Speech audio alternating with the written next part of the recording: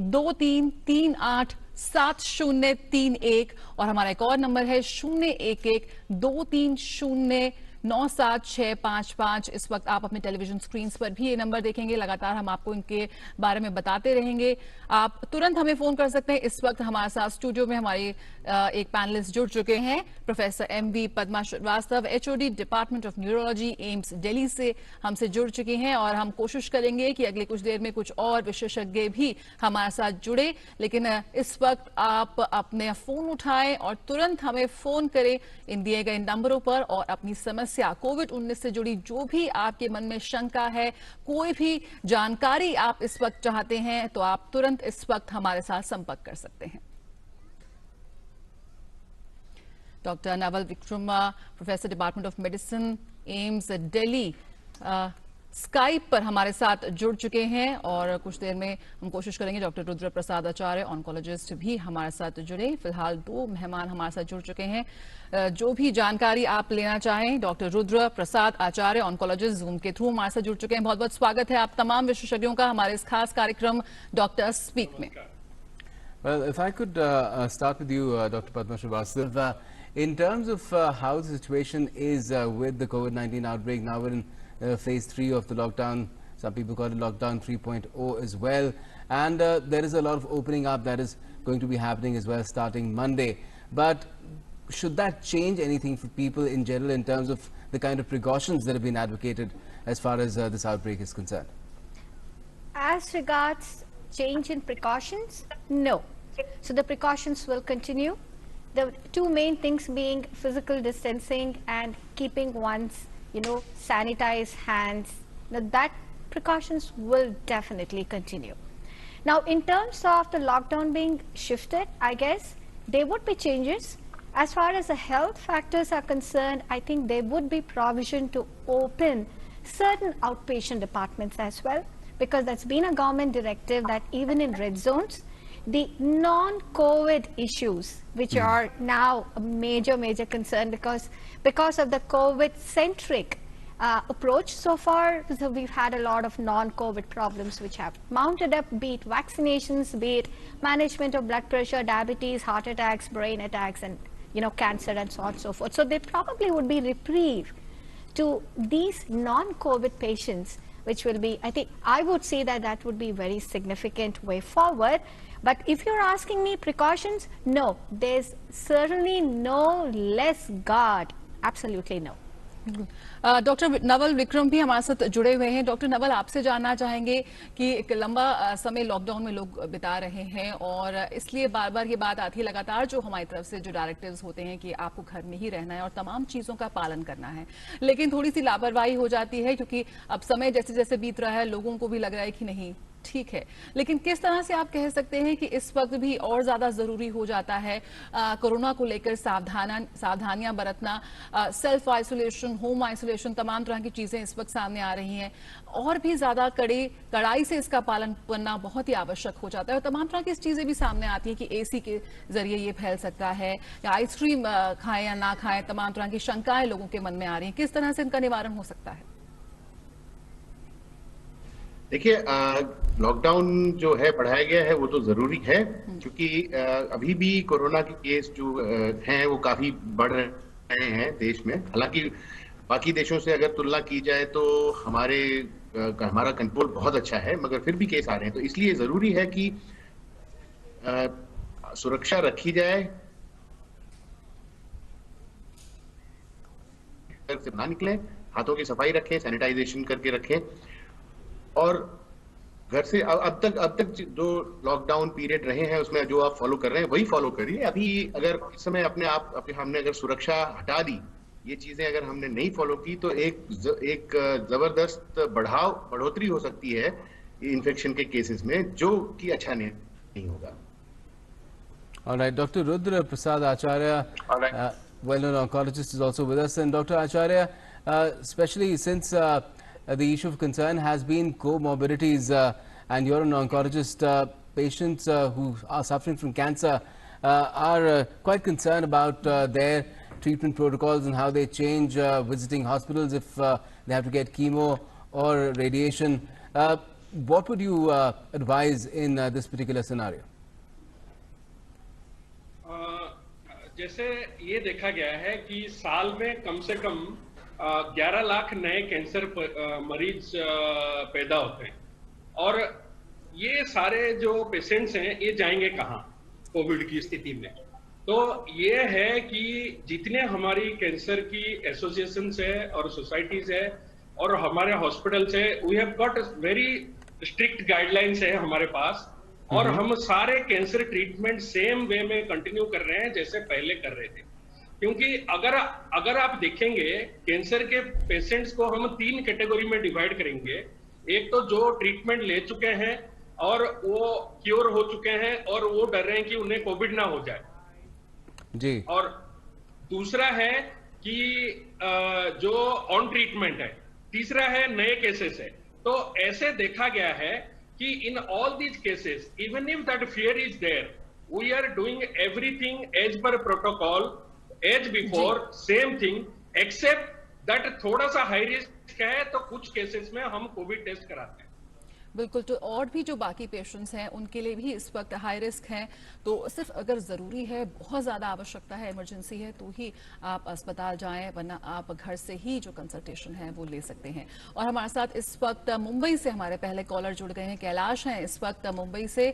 कैलाश जी, अपना सवाल पूछिए आप। Good afternoon, madam. 2 questions there. Quick, I will ask 2 questions. Number 1, diabetic female patient, menopause, post-menopause है, diabetic चल रहा है, thyroid की दवा चल रही है, everything is there. But she is getting anxiety, feeling of fearness, डर लगता है, and that has been consulted with a doctor, the family physician. Family physician says, please talk to gynecologist because maybe post-menopause issue है, ऐसा anxiety feeling है, घबराहट का जो है कभी-कभी दिन भर आता है। So number 1 question. Second question is, madam, this guidelines are coming. That is very good. We support the lockdown, but it's the guidelines that the zone, green zone, yellow, orange zone.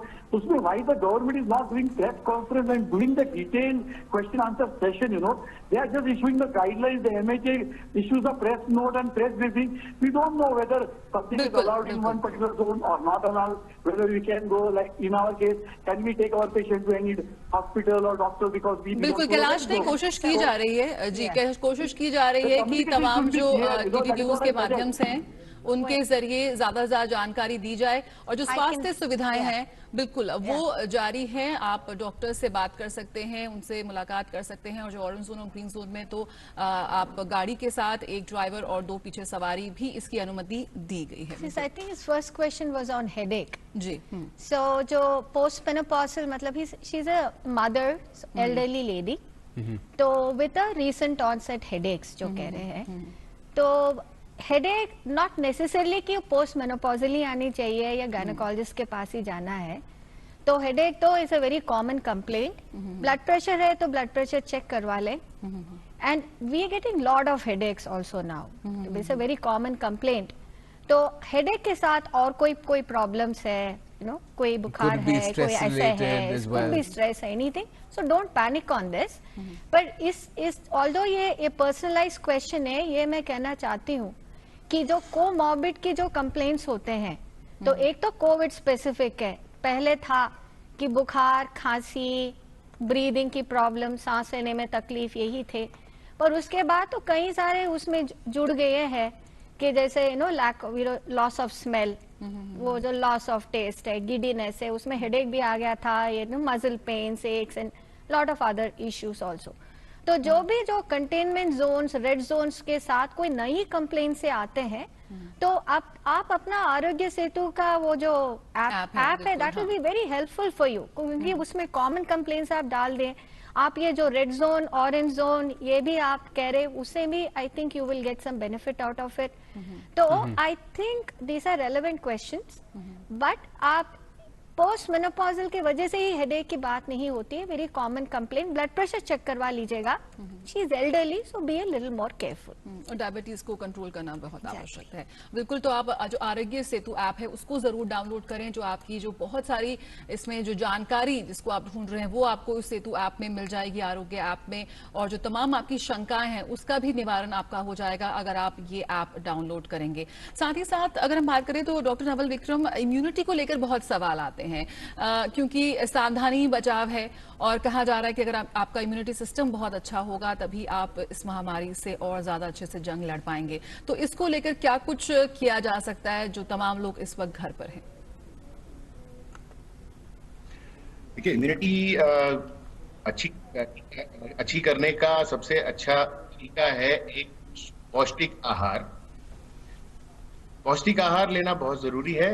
आपने होगा कि बड़े सारे advertisements आते हैं जिसमें कहा है कि ये लीजिए इससे आपकी इम्यूनिटी बढ़ेगी या वो लीजिए।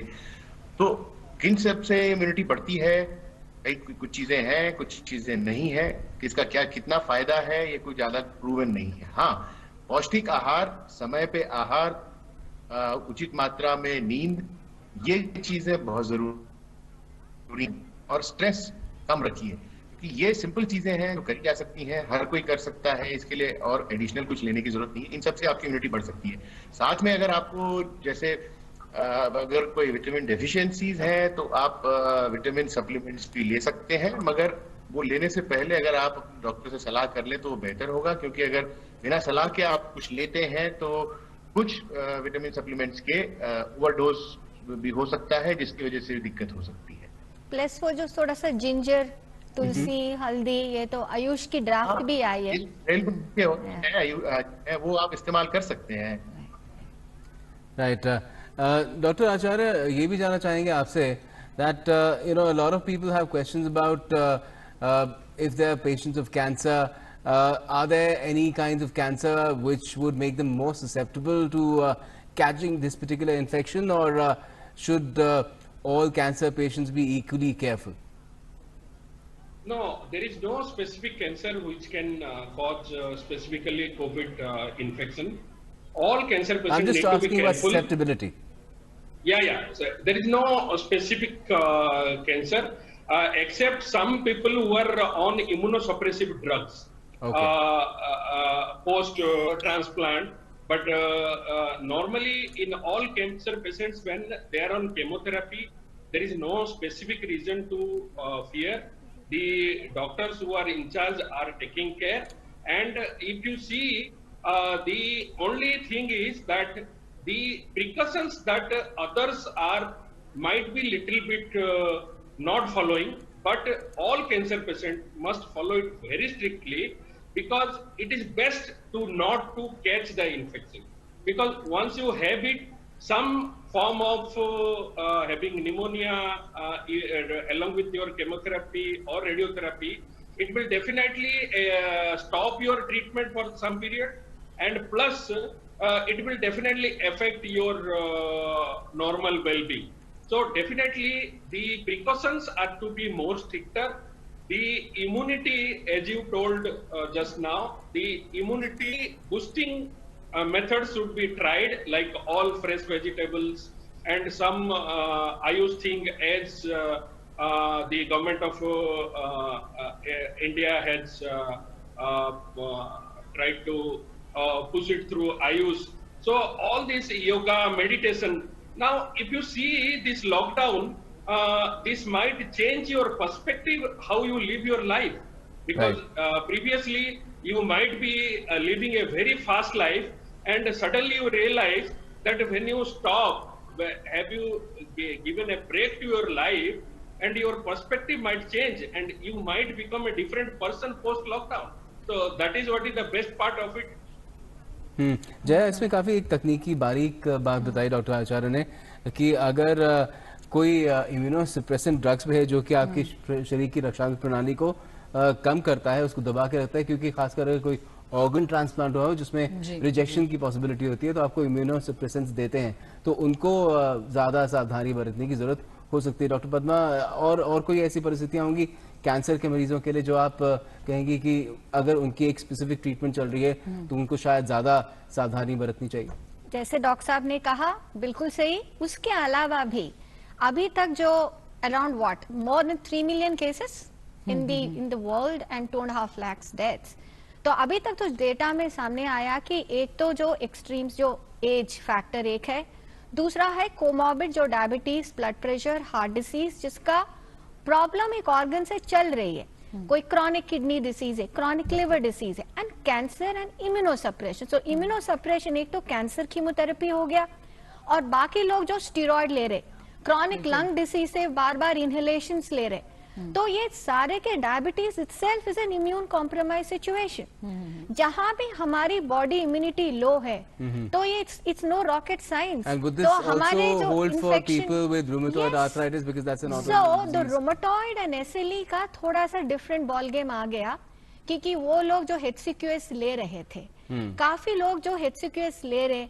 और HCQS के वजह से कुछ आ रहा है, वो डेटा अभी पूरा क्लियर कट नहीं पता, पर एक वो इंटरेस्टिंग सबसेट में वो रिसर्च चल रही है कि क्या ये लोग भी उतनी ही सिवियरिटी में अगर इनको कोविड हुआ उनका हुआ या नहीं। तो कुछ प्रोजेक्ट्स में आया है कि ये सबसेट जिसको HCQS मिल रहे थे पहले, उनकी जो सिवियरिटी थोड़ी कम थी, पर ये HCQS की कहानी चल रही है। We don't have a definitive answer yet, but that's an interesting cohort. पर जैसे लोगों को पता तो ये चलना है, कोमॉर्बिड कुछ भी हो, cancer, immunosuppression, diabetes, blood pressure और कोई भी ऑर्गन की प्रॉब्लम, ये लोग एंड बढ़ती उम्र, ये सबसेट होता है जिनमें इन्फेक्शन हुआ, वो जानलेवा खतरनाक बीमारी बन सकती है। इसीलिए ये बहुत सावधान तो रहना कड़ाई पड़ेगा। से जो तमाम जो प्रोटोकॉल्स हैं, जो सावधानी आपको बरतनी है, उसका आपको पालन करना होगा, इसमें किसी भी तरह की कोई दो राय नहीं है।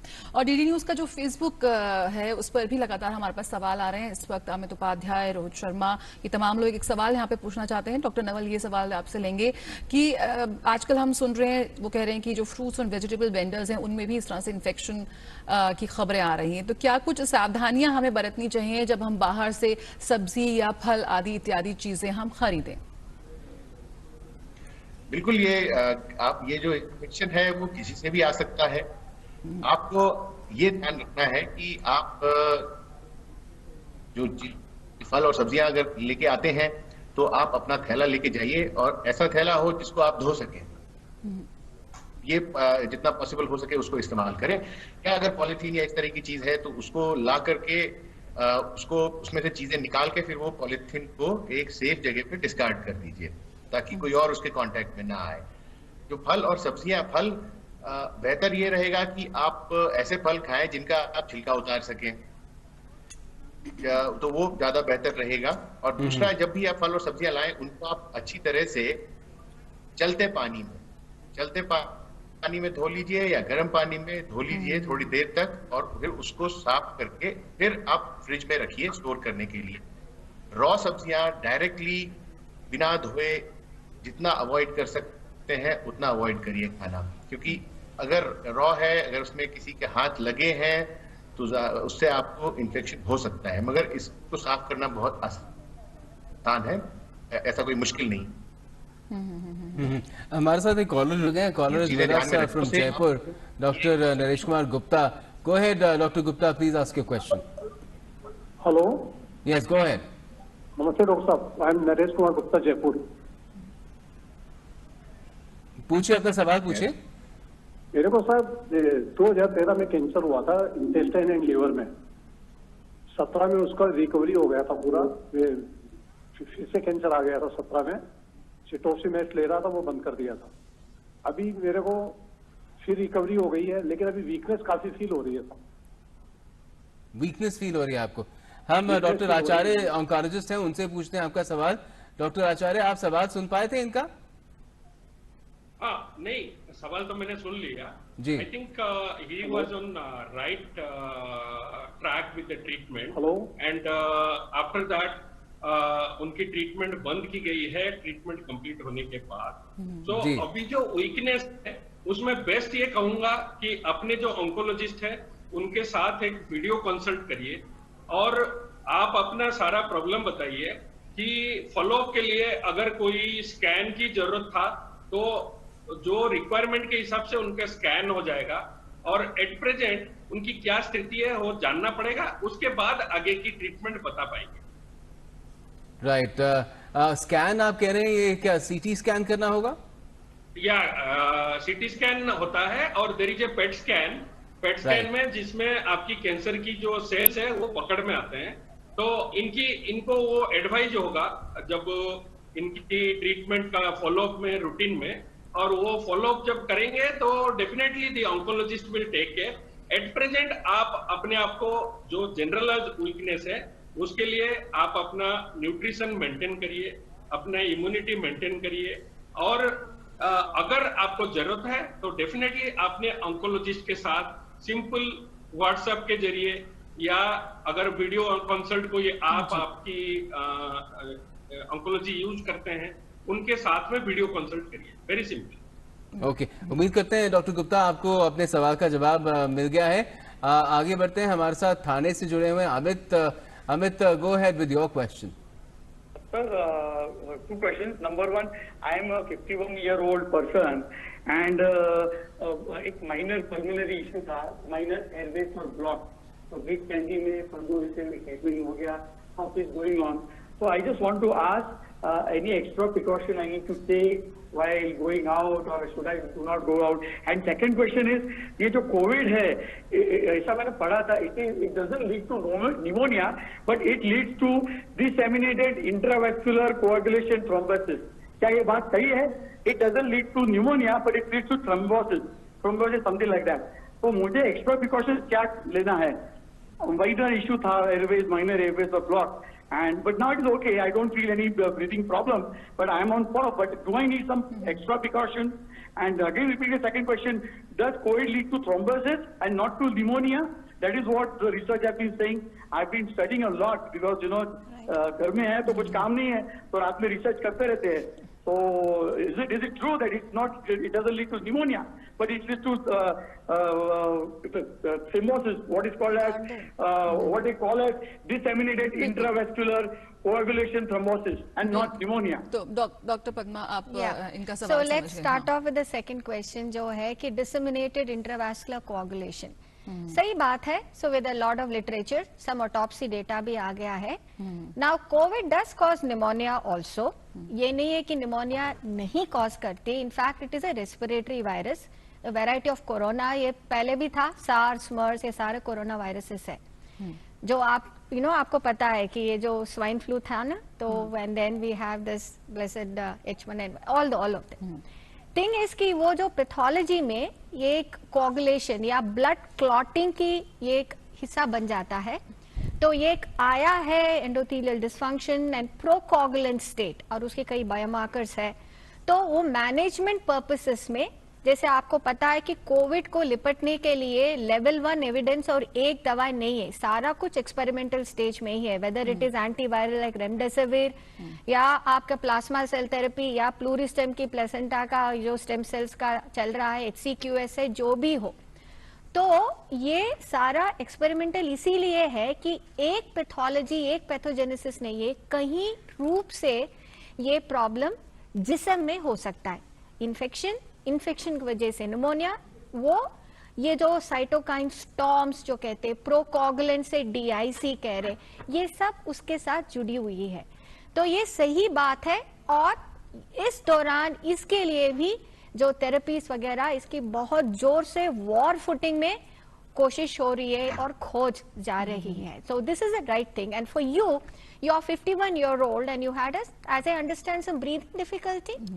तो yes, आपको सावधान तो रहना पड़ेगा ही. तो when you going out, please wear your mask, keep physical distancing. जब भी आप वॉक में जाते हैं, कई बार हमने देखा है कि कई लोग जॉग भी करते हैं, और कई लोग ऐसे जॉग करते हैं मास्क छोड़ के, क्योंकि अभी गर्मी हो गया है, दे आर फीलिंग हॉट. जब जॉग कर रहे हैं, उनकी जो एरोसॉल्स होता है ना, वो बहुत तगड़े होते. तो अगर आप बिल्कुल उनके पीछे हो तो वो आपको हिट कर सकता है. तो भी सावधान रहना है. You must have your exercise, but be very careful, and you have to have your mask in. Yes. Right, and perhaps in the first place, maybe not read as much, because the more you read and the more you think about it, the stress levels build up and that has its own, I guess, impact. But Dr. Vikram, जो इन्होंने सवाल किया उससे मेरे दिमाग में एक सवाल आया कि जहाँ तक सिम्टम्स की बात करें, इन्होंने सिर्फ ब्रीदिंग डिफिकल्टी का जिक्र किया, बाकी कुछ अकम्पनिंग सिम्टम्स की बात नहीं की। तो क्या ऐसे लोगों को चिंता करनी चाहिए जिनको सिर्फ खांसी हो रही है या फिर थोड़ी सांस लेने में दिक्कत आ रही है, बुखार वगैरह और बाकी चीजें नहीं हो रही हैं? देखिए, बुखार जो है वो एक मेजर सिम्टम है जी। मैक्सिमम परसेंटेज लोगों में बुखार होता है। बुखार के बिना अगर खांसी है या सांस दिक्कत है तो कोई जरूरी नहीं है कि ये कोरोना की वजह से हो या कोई और कारण भी हो सकता है। बुखार यूजुअली अकम्पनी करता है। हाँ, अगर ऐसा हुआ है कि ये अगर किसी ऐसे है और उसके बाद इनको सिम्टम ऐसे डेवलप होते हैं या खांसी हो रही है या सांस में दिक्कत हो रही है या और भी जो सिम्टम्स हैं, शरीर में दर्द, सर में दर्द, तो उस तरह के अगर सिम्टम हो रहे हैं तो इनको जरूर अपने जो आरोग्य सेतु ऐप है उस पर वो डाल सकते हैं, उसमें उनको पता लग जाएगा। और अगर वो टेस्ट कराने के लिए जहाँ रहते हैं उसके पास में जो सेंटर है आप वहाँ करा सकते हैं। तो ये जरूरी है कि अगर ये किसी के कॉन्टैक्ट में आए हैं कि नहीं, वो जरूरी है। उसके अलावा तो ये इनको अगर कोई और दिक्कत थी वो ठीक हो गई है तो कोई जरूरी नहीं कि ये कोरोना की वजह से हो। बिल्कुल। और यहाँ पर हम एक बार फिर कहना चाहेंगे कि आप आरोग्य सेतु ऐप को डाउनलोड कर सकते हैं। उसमें वो क्विज है, वो तमाम तरह से आपसे सवाल पूछेंगे कि आपको वो सिम्टम्स हैं या नहीं है। उसमें आप अपने जो डाटा है, जो अपने सिम्टम्स हैं, आप उसमें फीड कर सकते हैं और वो आपको सही दिशा में ज्ञान देंगे कि आप किस लेवल पर हैं, आपको कोई रिस्क है, आप सेफ है, आपको इस वक्त किसी भी तरह की डॉक्टरी मदद की जरूरत है कि नहीं है। हेल्पलाइन का लिंक बिल्कुल, हेल्पलाइन का लिंक है और फिर आप सीधा आपका कॉल कनेक्ट हो बिल्कुल, तो सकता उसमें है। आपको जानकारी मिल सकती है, तो आप उसे तुरंत डाउनलोड करें। और इस वक्त तरन तारण से हमारे साथ एक कॉलर जुड़ रहे हैं, हरीश हमारे साथ जुड़ रहे हैं। जी, अपना सवाल पूछिए आप। हेलो, नमस्कार मैम। नमस्कार सर जी, नमस्कार। नमस्ते मैम। मैं ये पूछना चाहता हूँ, मेरा एक छोटा सा डॉक्टर साहब से ये है, ह्यूमन सेल यानी कि किसी बॉडी में ऐसे सेल हैं जो मतलब कि इससे लड़ाई कर सकते हैं, मान लो उसको संपर्क में आने से भी नहीं हो, बिल्कुल। ऐसा कोई सेल है ह्यूमन में?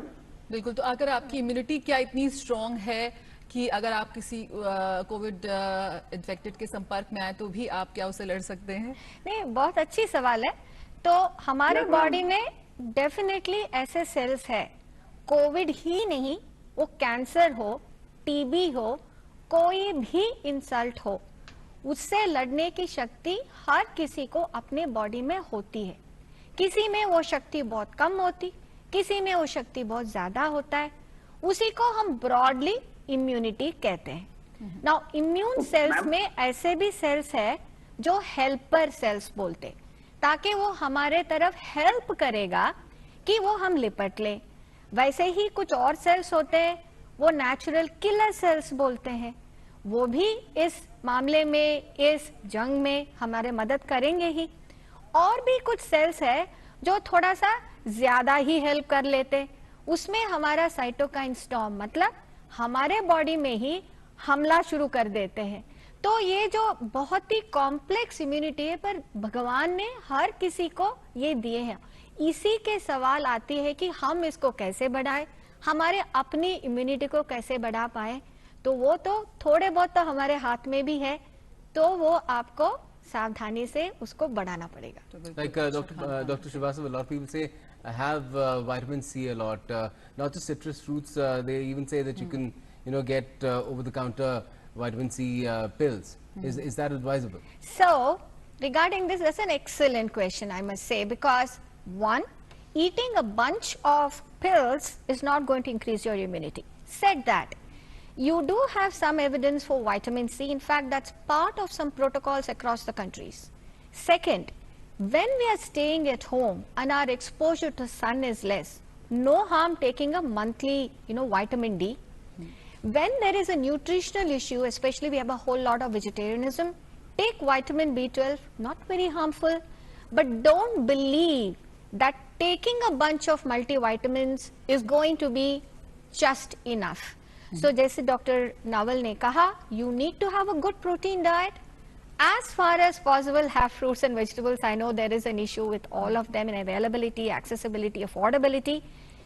Take less stress. You have all the time in the world. You're staying at home. Do some yoga, some meditation, and do keep physically active. You can be physically active staying at home as well. Don't become couch potatoes. Don't be glued on Netflix films. You know, you can utilize this time judiciously and improve your immunity. तो बिल्कुल, और इसमें निरंतरता भी बहुत ज़रूरी है। एक दिन दवाई खाने से या अच्छा खान पान करने से नहीं होगा, आपको रोज़ अपने रूटीन में ही जो हेल्दी हैबिट्स हैं उसे अपनाना होगा। हमारे साथ प्रियंका इस वक्त जुड़ गई हैं थाने से। जी प्रियंका, अपना सवाल करिए आप। Yeah, ma'am. My mom is 58 years old. She had gone through kidney surgery, kidney transplant. So it's been 2 years now. So actually we have to go for the follow-up every 2 months. So like for the test, the person used to come to our home for the monthly test which has to be done. So now, as we have to consult a doctor through the video or WhatsApp, whatever it is. But how will I do the test and all? Because now it's lockdown. My society has been sealed because some of the person in other building has got COVID. So due to that, now everything is negative. But the thing is that no person is allowed to come in or go out. So I just wanted to ask how to tackle this. Like I have to, do the follow up with her monthly routine checkup with the reports. Well, I think this would, involve seeking some sort of a permission from local authorities, and I'm sure they would be sympathetic if you say that it is required for a patient. You'll have to make that attempt, and medically speaking, Dr. Srivastava? What we can do is, what she's saying, agar beta, I think what you're saying is you're in a containment zone. Then we have this red zone and orange zone and etc. etc. So from what I know from the government directive, red zone, your outpatient services are now being allowed. Containment zone, that's not there. So in those, like we've been running the tele OPD services from all major departments. So usme you can definitely contact, and it's not essential that a particular test alone is going to, completely define the profile as such. So you will have some via media of still getting some advice to tide over that period about a week or so. Maybe if everybody is negative, you will fall into a red zone. Then quickly you can get that lab. I understand there are certain lab tests which will be absolutely mandatory, but consult your physician. You have an option of a tele-service, and I'm sure they'll find a way out of this. हमारे साथ जयपुर से जुड़ रहे हैं अगले collar Tejraj जी, आप अपना सवाल पूछिए। तेजराज, इस वक्त आप हमारे साथ हैं? चलिए शायद फोन कट गया। और भी हमारे पास सवाल आ रहे हैं, जैसे इस वक्त लोकेंद्र गोयल और विकास कुमार का सवाल यहाँ पे ले लेते हैं फेसबुक लाइव से। वो ये पूछ रहे हैं कि हमारे ऑफिस में जो ऑफिस का जो एरिया है उसे सैनिटाइज किया जा रहा है ब्लीचिंग पाउडर सोल्यूशन से, क्या ये इफेक्टिव है?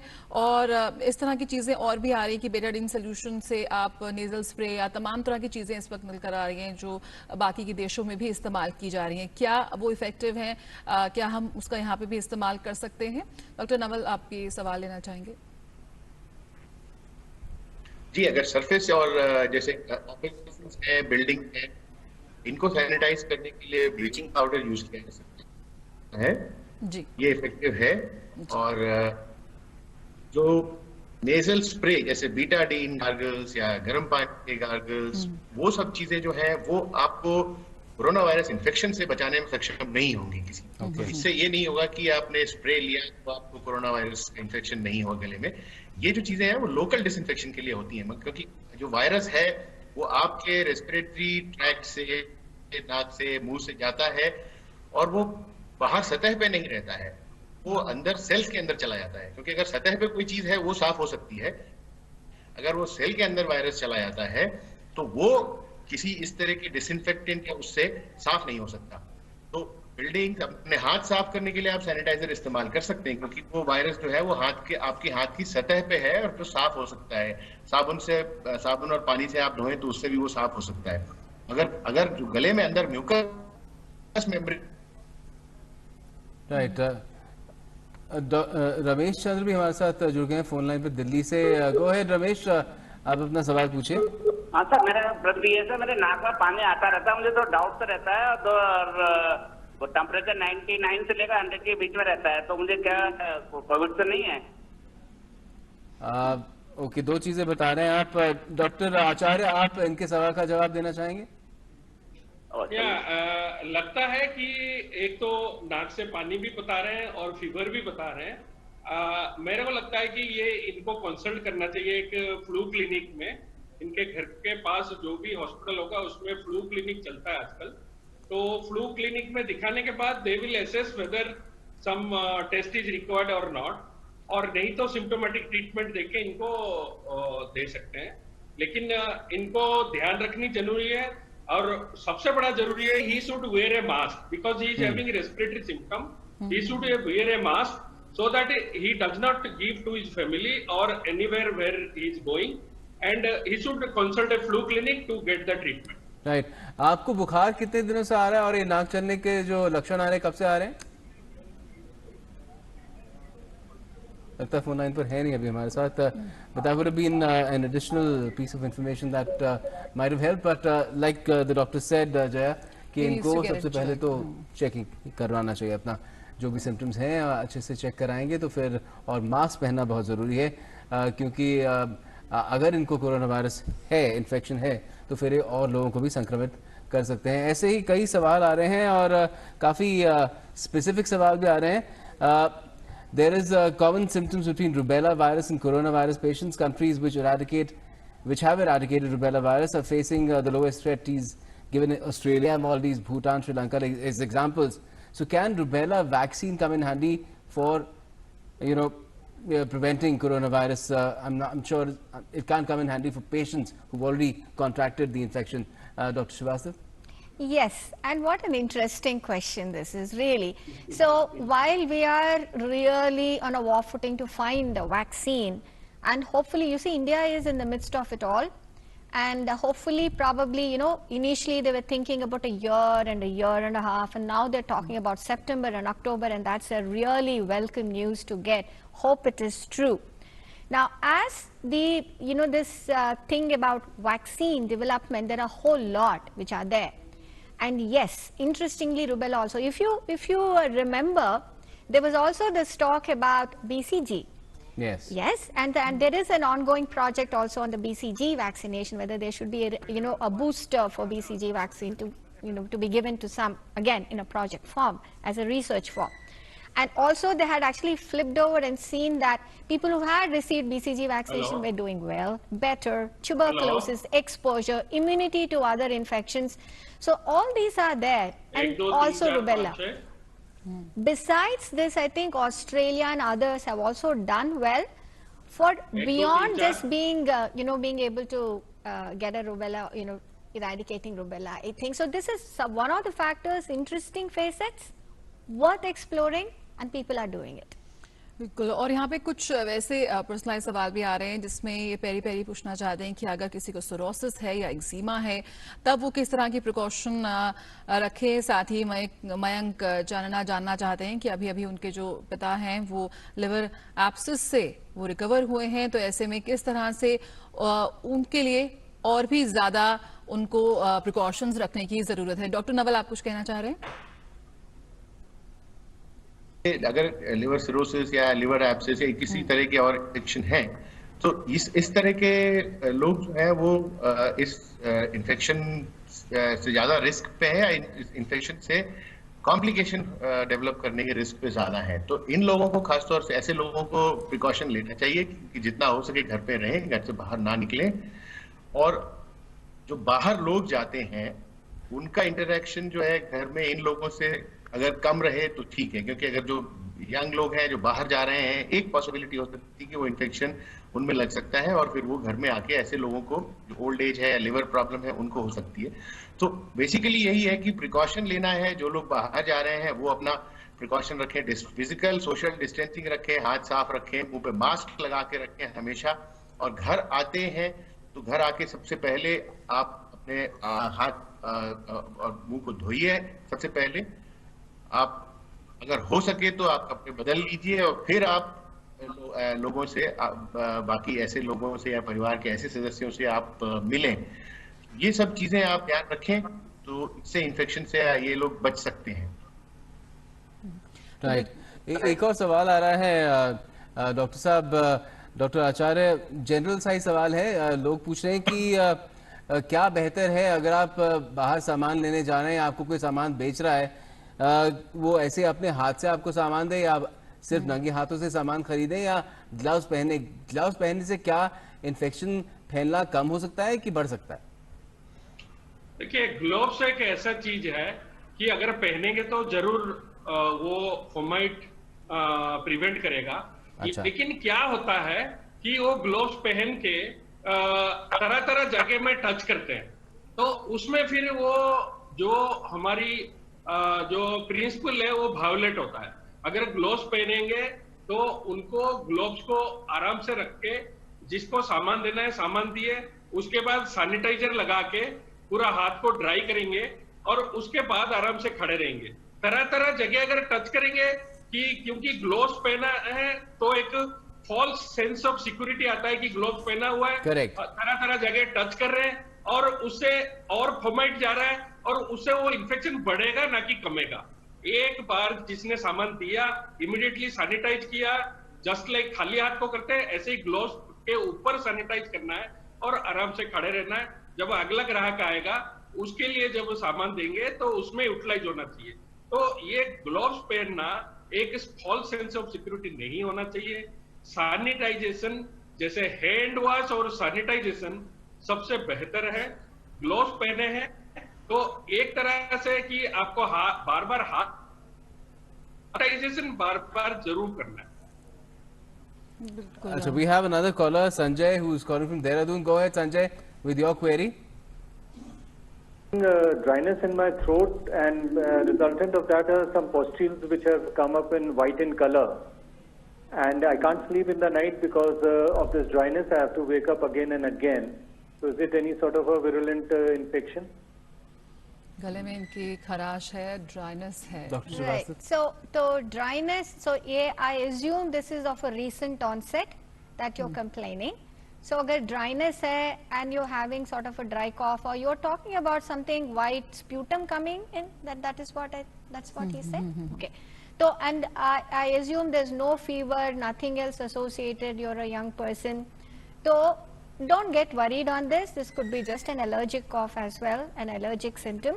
However, अगर इसके साथ if you develop any fever or there is a sore throat developing, there are some chills happening, or you do feel breathless, obviously then that is of concern. But remember that in a pandemic, any complaint which is of recent onset is always viewed with suspicion. But said that, don't get overboard with fear, because fear and paranoia I think are causing more harm than the real complaint. So have थोड़ा सा check कर लेना, but I think it is more of allergic than others, because this is an allergic season as well. Okay. संयम रखें, दहशत में ना आए, डरे ना। ये एलर्जी भी हो सकती है, बाकी आप फिर भी डॉक्टर से सलाह ले सकते हैं। इसके साथ कुछ और सवाल भी आ रहे हैं। आजकल थोड़े मच्छरों का भी ज़्यादा सीजन हो गया है, मच्छर भी ज़्यादा हो रहे हैं, तो उसको लेकर, या फिर अगर सड़क पे कोई जानवर मर जाता है और उसका शव वहाँ पे पड़ा हुआ है, उसको लेकर भी सवाल आ रहे हैं। करेंसी नोट्स को भी लेकर सवाल आ रहे हैं कि इनको कैसे डिसइंफेक्ट किया जा सकता है, और मोबाइल फोन्स को भी, क्योंकि मोबाइल हम लगातार इस्तेमाल कर रहे हैं। जी डॉक्टर आचार्य, इन सवालों का क्या जवाब हो सकता है? नहीं, देखिए, जो जनरल आपको सावधान बरतनी है वो तो बरतनी ही है। मोबाइल का एक बहुत बढ़िया चीज है कि हम लोग जब हॉस्पिटल जाते हैं एक पॉलिथीन के अंदर, पाउच के अंदर उसको रख लेते हैं। हॉस्पिटल जाके जब हम ड्यूटी करते हैं पाउच के अंदर रहता है, बार बार जब भी हम मोबाइल निकाल के करते हैं वो बार बार उसी पाउच में डाल देते हैं। आते हुए उस पॉलिथीन पाउच को हम डिस्पोज ऑफ कर देते हैं और मोबाइल को पूरा कंप्लीटली हम सैनिटाइजर से सैनिटाइज करते हैं, फिर लेके आते हैं। लेकिन take the minimum belongings to the work place if you are going as a health care worker और for some urgent work, because आप देखिए इतना चेंज हो गया है, आपको पर्स नहीं रखना है, पैसे मिनिमम रखना है, try to do card transactions, और तीसरा है बेल्ट नहीं पहनना है। मतलब जितने मिनिमम चीज रखेंगे उतने कम फॉर्माइट घर में आएगा, क्योंकि कोरोना एक मेहमान है। अगर मेहमान को लेके घर आएंगे तो आप इन्फेक्ट होंगे, अगर मेहमान को बाहर ही छोड़ेंगे तो आपको कोई दिक्कत नहीं होगा। बिल्कुल, तो इसी तरह के सवाल आ रहे हैं, जिस तरह की बोला कि डॉक्टर आचार्य ने बोला कि लगातार आप सैनिटाइज करते रहें, तो यहाँ विकास कुमार पूछना चाह रहे हैं डॉक्टर नवल कि लगातार आज बहुत ज्यादा इस तरह के हम अल्कोहल बेस्ड सैनिटाइजर इस्तेमाल करें, तो क्या उसका भी हमारी स्किन पर, हमारी त्वचा पर कुछ गलत प्रभाव देखने को मिलेगा? कई लोगों ने शिकायत की है कि उनके हाथ में सफेदी सा उनको महसूस हुआ जब बहुत ज्यादा दिन भर अगर आप लगातार अपने हाथ को अल्कोहल बेस्ड सैनिटाइजर से साफ करते रहें तो। नहीं, ऐसी सैनिटाइजर अभी ऐसी कोई दिक्कत नहीं आएगी। आप सैनिटाइजर का इस्तेमाल करें अगर आप किसी ऐसे व्यक्ति या चीज या सतह के संपर्क में आते हैं जहां पे पॉसिबिलिटी हो सकती है कि वो कोरोना वायरस से अफेक्टेड हो, या उस सतह पे या उस चीज पे कोरोना वायरस के होने की पॉसिबिलिटी हो सकती है। अगर ऐसे किसी चीज के थ्रू अगर आप टच करते हैं तो आप सैनिटाइज करिए, मगर एक्सेस यूज ऑफ सैनिटाइजर, थोड़ा सैनिटाइजर जो है आपको हार्डली 5 to 6 ml सैनिटाइजर की जरूरत पड़ती है एक बार में हाथ सैनिटाइज करने के लिए। बहुत ज्यादा सैनिटाइजर इस्तेमाल करने की भी जरूरत नहीं होती है, तो इससे ऐसी कोई दिक्कत नहीं आएगी। जो अभी अवेलेबल सैनिटाइजर्स हैं वो सारे के सारे सेफ है स्किन के लिए, तो इसमें ऐसी कोई परेशानी नहीं है। तो सैनिटाइजर का इस्तेमाल तभी करें जब आप घर से बाहर निकले, घर में आप साबुन से हाथ धो सकते हैं और अपने हाथ स्वच्छ रख सकते हैं। And Dr. Srivastava, in terms of the queries related to can mosquitoes spread coronavirus and what to do with currency notes, about any cadaver lying in the open of animals, what do you have to say about that? Yes, so as regards mosquitoes, yes, it is true. Dengue, malaria, they're all there. So therefore, but this corona is not spread through a mosquito. Trouble is that when these come in a group, say all of them have very common features. Fever, dengue में fever and body aches ज्यादा होता है, ये जो joint pains ज्यादा हो जाती है। पर अगर ब्लड टेस्ट करें then you have low platelet count even in corona, you will also have it in dengue. But fortunately for others, whether it's malaria or dengue, you have on the spot point of care systems of diagnosis.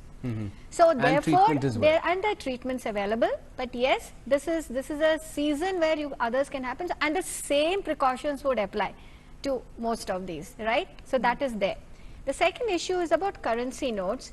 That is definitely of has been raised as a concern, that again fomite, जो Dr. Naval भी कह रहे थे, the transmission of these fomites, and Dr. Acharya also said the same thing, that all of them, when you're handling without taking precautions, they can spread. Why? Because virus is now known to stay not just in air, on cardboard, on plastic, on steel, copper, much less, but on paper too.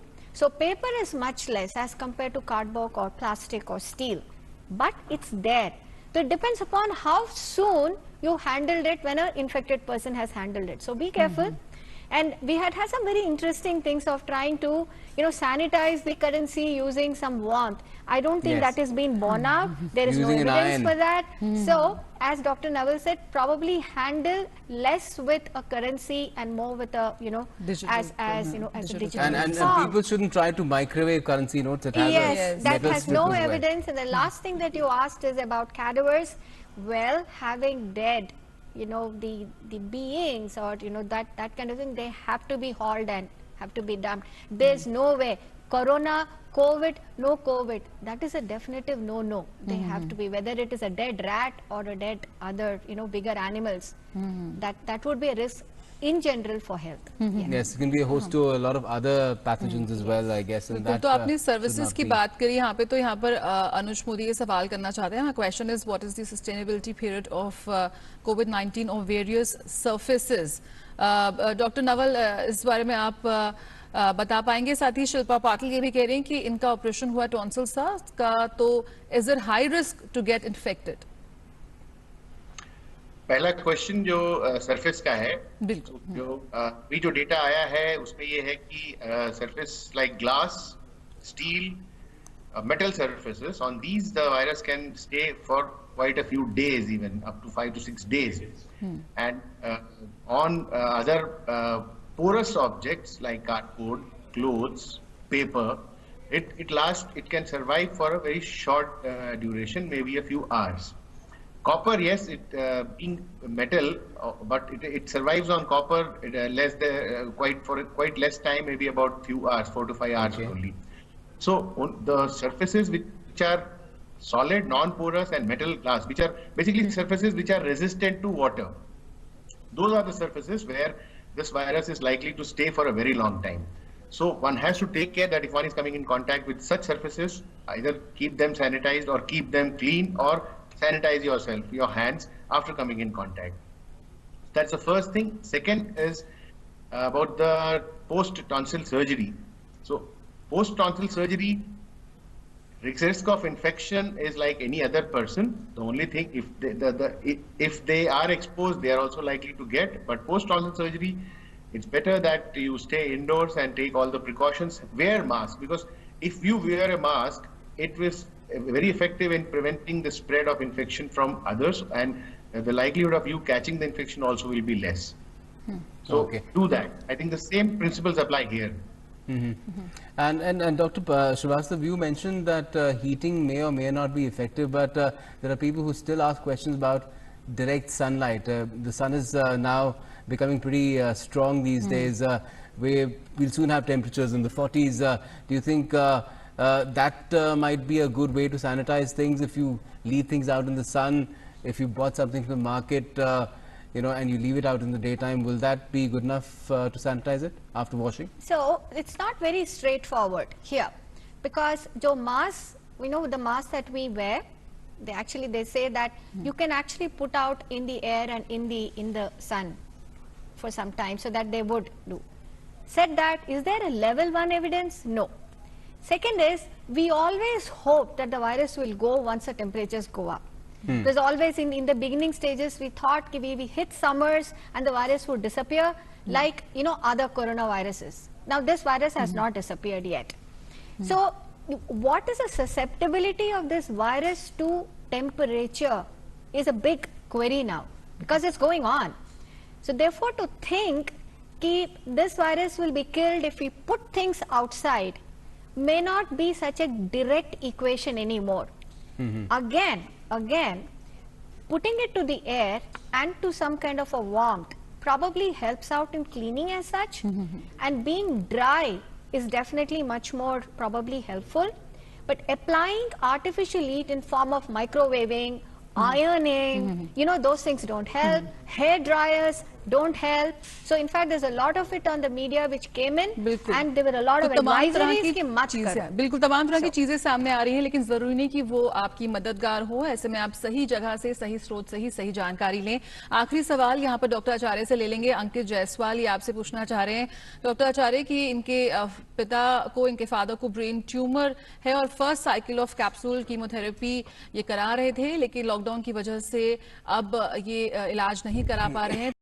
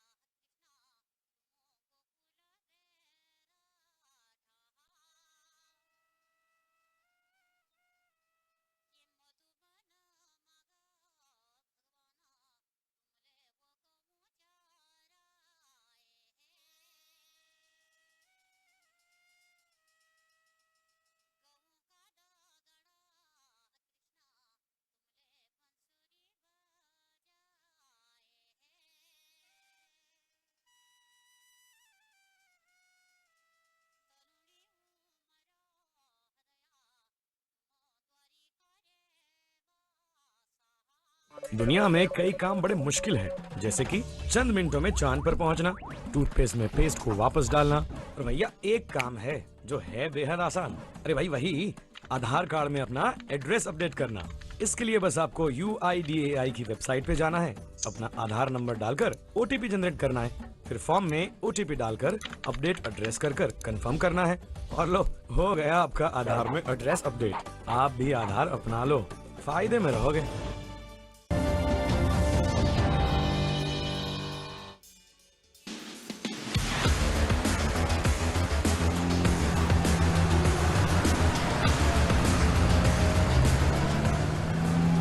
Corona संकट के इस काल में जिंदगी की रफ्तार को जैसे लॉकडाउन की ब्रेक लग गई है, लेकिन रफ्तार भले ही कम हो, जिंदगी तो चलती रहती है।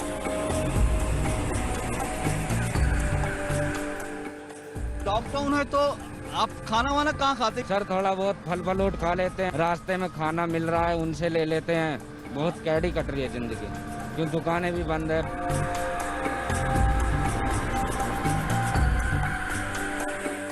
कभी कभी लगता नहीं कि लॉकडाउन है तो आप भी थोड़ा आराम कर लेते, जैसे लोग घरों में हैं। घर जाएंगे तो फिर बीमारी, क्या पता, हमारे को तो नहीं पता हमारे को बीमारी है या नहीं है, तो हम घर चले जाएंगे तो बीमारी दूसरे को ना लग जाए परिवार में।